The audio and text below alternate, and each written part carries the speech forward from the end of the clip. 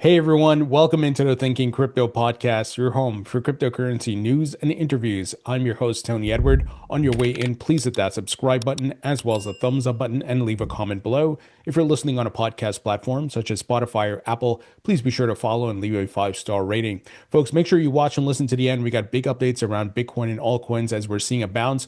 In addition, huge updates around Ripple XRP and their institutional plans. And one of Russia's largest banks is getting ready to launch crypto services. Let's get into it. Okay, folks, if we look at the Bitcoin chart here, we're still in the oversold zone, starting to creep out of it, but we're still down there.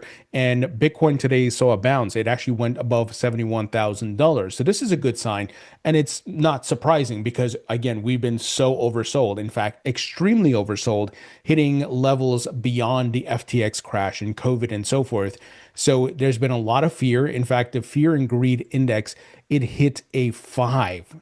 I mean, I think that's the lowest ever. It's pretty ridiculous how extremely fearful things are. So retail has essentially given up. We are in a bear market, but what we're looking for is a relief rally. I don't think we're going to new all-time highs. I could be wrong, but I think the probability of that happening is very slim.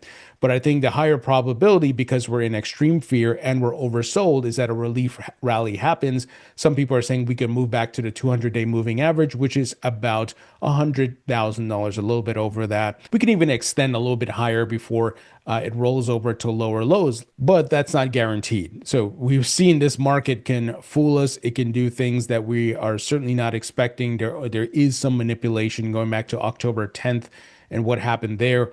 But let's see, based on the textbook here, we're so oversold. There's so much fear that, some sort of short squeeze. There's a lot of bears piling in right now. So some sort of short squeeze could happen and send Bitcoin. And then people are like, oh, we're back, right? We're going to new highs. And then they get dumped on, right? We've seen this time and time again.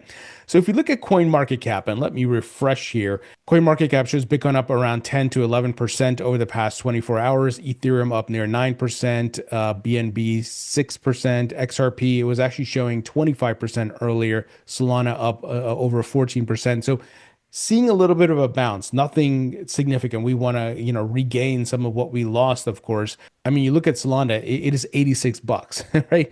Going back to last year, that thing was trading a few $100, right? And XRP down to $1.45. So it's rough. It's rough. But guys, markets are cyclical. So if you have the macro view to long-term view, this is going to work out. So if you buy the blood in the streets, you're patient, and then you wait for the next euphoric blow off top phase, then you can take profits. Now, I told you guys yesterday, my plan is I'm holding the majority of my bags long term because I was buying in December 2022 at the bottoms. And if we have this relief rally where Bitcoin goes back to 100K, some alts start, going back to maybe their previous highs, but not necessarily new highs, then I'll start cashing out a little bit just to take some chips off the table. So that's my plan. And, there's a slim chance, and I think it's very slim, that we go to new highs, Bitcoin goes to 140K some way, somehow, I don't know, then, I would be ready to take more profits there. But like I said, I think that's a slim chance. But I think a relief rally is in the cards. And another factor is Tether is minting billions in USDT. So over the past 2 days or 3 days, I should say, they've minted 2 billion in USDT. So the liquidity is going to start making its way into the market. And I think we saw some of that today. In addition, one of the things that's driving a lot of fear, you guys should know about, China is banning stablecoins and crypto for the millionth time. So it's so funny. I think they coordinate with short sellers. Every time the market dumps or crashes, they come out, we're banning crypto. It's like, really? I've been hearing about this since 2017. This is the millionth time they keep trying to ban crypto. It's like, didn't you ban it already? It's so ridiculous. But this is simply manipulation, right? Putting the narrative out there to drive the price lower because there's huge short sellers, bears who are shorting the market. And they coordinate with the media and all of that. And, if you've been in the market for a long time, how many times have we heard China's banning this, banning that? How many times are you going to keep banning the same thing, right? If you ban it once and it's already banned, why do you keep coming on saying we're banning it, we're banning it? It's ridiculous. But again, manipulation. So, guys, let's see what the coming week brings us because, like I said, Bitcoin's still oversold. On the weekly, it's still oversold. This doesn't mean this is the bottom of the market, like I said, right? We have a relief rally. And then I roll over to probably go to the lows again, or maybe it is the bottom. I don't know. I don't have a crystal ball, but based on the signals, the RSI is oversold, but it could hang out there for a while. So while we may bounce, it's not going to go to the overbought. It's just going to hang out and in that region, below, let's say 50, and then continue to touch the lows of 30 and below, right, where we remain in that oversold zone. So let's see, guys, but a relief rally would be nice. I think it would be nice. It's funny. Someone was sharing today Google Trends. There's a lot more searches for Bitcoin and crypto right now, which is interesting because there wasn't that many last year. So are whales manipulating the market where this is how they bring retail in, and then people are looking like, oh my God, what happened to Bitcoin? And the media cycle is picking it up, and then it starts pumping, and then they're like, oh, I guess it's over. The crash is over. Let's go buy in, and then they get dumped on, right? So if they were coming in the market and they're buying, where it's extreme fear and oversold, that's a good entry point. And look, again, you do have to have a long-term outlook. So we shall see how it plays out, guys. But interesting updates here. Folks, this episode is brought to you by Propy. Propy is leading the charge of putting real estate on chain. They've been doing this since 2017, guys. They've facilitated over $4 billion in transactions. So you can buy and sell your home on Propy for crypto. You want to sell your house for Bitcoin, you can do that on Propy. So they are disrupting the real estate process with blockchain technology and AI. And I'm a Propy token holder. I have been since 2018. When I discovered this project, I realized they were ahead of the curve disrupting the real estate industry. And for the buying and selling of crypto, they use Coinbase's crypto escrow service, and they've put deeds on chain. They've created NFTs for properties and much more. So this is the future. We know all assets are going on the blockchain. We know the real estate industry is going to be disrupted by blockchain, eliminating a lot of the middlemen and the crazy processes with a lot of fees, and it's going to be more streamlined. So Propy's leading that charge, guys. So if you'd like to learn more, go to propy.com. Link will be in the description. Okay, folks, we got some interesting news around Ripple. So Ripple outlines institutional DeFi blueprint for the XRP ledger with compliance-focused infrastructure, positioning XRP as settlement and bridge asset. So Ripple continues to build and expand the XRP ecosystem. So let me give you the details here. Ripple and XRPL contributors are positioning the XRP ledger as an institutional DeFi platform by combining compliance-focused infrastructure with XRP's role as a settlement and bridge asset. New and upcoming features including permissioned domains, credential-based access, privacy-preserving transfers, and the XLS 65-66 lending protocol are designed to meet regulatory and risk management requirements for on-chain credit and payments. An EVM sidechain bridged via XLR aims to attract Solidity developers by offering familiar tooling while tapping XRPL's liquidity, identity features, and XRP's utility in collateral, reserves, and fee-driven burn mechanics. So big updates here. I love that Ripple is continuing to build the ecosystem and get different participants to come into the ecosystem. You notice they're bridging to other chains as well. So this is really, really good. And over time will do well for the price. Now, speaking of folks building on the XRP ledger, Hex Trust partners with Flare Networks to offer institutional custodial access to XRP DeFi, letting clients mint FXRP and stake FLR while keeping assets under custody. So Hex Trust is a pretty big custodian, regulated. They're in Hong Kong. I interviewed the founder a couple of times over the years, I think going back to like 2019 and so forth. So opening up DeFi and different types of utility like staking and so on and so forth and yield is very good, not just for retail, but institutional. So this is where Hex Trust expanded its partnership with Flare to offer institutional clients custodial access to Flare's XRP-focused DeFi ecosystem, including minting of FXRP tokens and redemption and native staking of FLR. The integrated integration lets institutions keep assets under Hex's custody while interacting with Flare through controlled approvals and multi-approval policy workflows, addressing operational and compliance concerns around hot wallets. Flare's FXRP and F-Assets system, now supported by Hex, aims to turn XRP into usable collateral for on-chain lending and trading with plans to add more assets such as Bitcoin over time.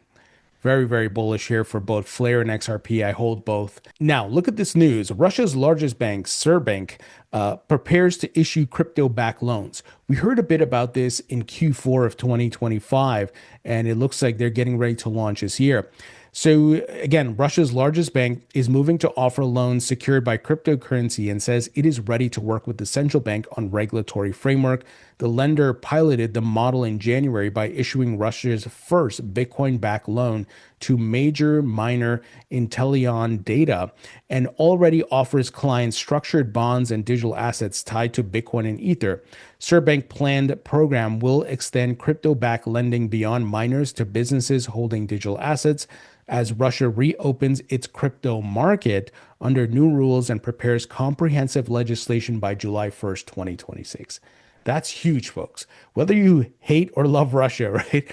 And I think, isn't that a James Bond movie, From Russia with Love or something like that? I don't know. Anyway, but huge. We are seeing across the globe, many countries and jurisdictions are embracing crypto, putting out the rules of the road. They're crawling before they walk and walking before they run. I've often talked about, some of the things they're concerned about. They want to tax and get their revenue out of this, of course, right, as they do with other things. And of course, they're worried about capital flight. So they want to make sure they can monitor and plug into all the exchanges and see where the assets are being moved. So one by one, they're all coming in. All the dominoes are falling, guys. This is inevitable. It's incredible what's happening, and the biggest institutions in the world are building. Yet, I know what some of you are going to say, but what about the price, Tony? Yeah, well, eventually, as all these things are launched and more capital is coming in, you have clarity here in the United States and legislation around the world, it's going to allow more capital and innovation and building to happen on these blockchains and for these assets, and their prices will go up. That's why I'm saying you got to have the macro view. Now, here's some interesting news. AI platform founded by Crypto.com's Chris Marszalek launches AI agents. So we know there's going to be a lot of synergy between blockchain technology and AI technology. It's already happening. And we know that AI agents are not going to use cash. They're going to use stablecoin and digital currency payments, right? So AI platform AI.com, founded by Crypto.com founder and CEO Chris Marszalek, announced on Friday that it will be launching an autonomous AI agent for retail customers. The agentic AI will be able to execute functions including trading stocks, workflow automation, and simple tasks like calendar updates and managing changes to online social profiles, according to an announcement from the company. So the agents will feature segregated user data secured by encryption keys unique to each user and run according to user set restrictions on what the agent is allowed to do, the announcement said. So I think this is a smart move by the folks at Crypto.com. And if they're able to add AI on crypto platforms and exchanges, it will make things much better for users, more efficient, help people, in flagging issues and warnings and to watch their portfolio, make better decisions, all of that. And again, on the tech side of building, blockchain will be used to police AI and deep fakes and all these things. So these technologies are going to dovetail well together. All right, final news item. Banks and crypto could offer similar products in time, said U.S. Treasury Secretary Scott Bessent, speaking about crypto. So he's been testifying before Congress this week, and he's talked about different things. And I think once the Clarity Act is passed, I think he's right. The banks are chomping at the bit to launch all their crypto services, whether that be stable coins, tokenization, custody, maybe ETFs, and much more. And Senator Cynthia Lummis, was asking about it and whether, banks in time could be offering crypto products. And he says, yes, that could definitely happen over time. So he also said this is part of the digital asset revolution. Now, right now, it feels like the crypto asset dilution, right? So it's rough out there. But again, have the macro view And we all see what's being built, but our portfolios are down. So you got to make sure that you balance your perspective and have a large perspective on what's happening, right? This technology is clearly the future. Stock exchanges, banks, the largest institutions in the world are building with it. But the price action, is affected by the macro and different things, right? It's the cyclical patterns and all these things. But eventually, again, it's cyclical. It's gonna return to bull. We just got to be patient, and that's the big part where people many times lose out. Smart money is able to wait and be patient, while retail many times get caught up in the emotions and the winds of the crypto market. But you got to stay steady. You got to stay anchored and understand the thesis and understand all the complexities around it. Folks, let me know what you think about this news. Leave your thoughts and comments below. Hit the thumbs up button. Be sure to subscribe if you haven't as yet. Support the podcast by subscribing to my free email newsletter. It is on Substack, 100% free. Grab a copy of my book. It's available in paperback and digital. And if you want to expand your knowledge around crypto and blockchain technology, check out my course at mycryptocourse.com. Folks, thank you so much for tuning in. I appreciate you all, and I'll talk to you all later.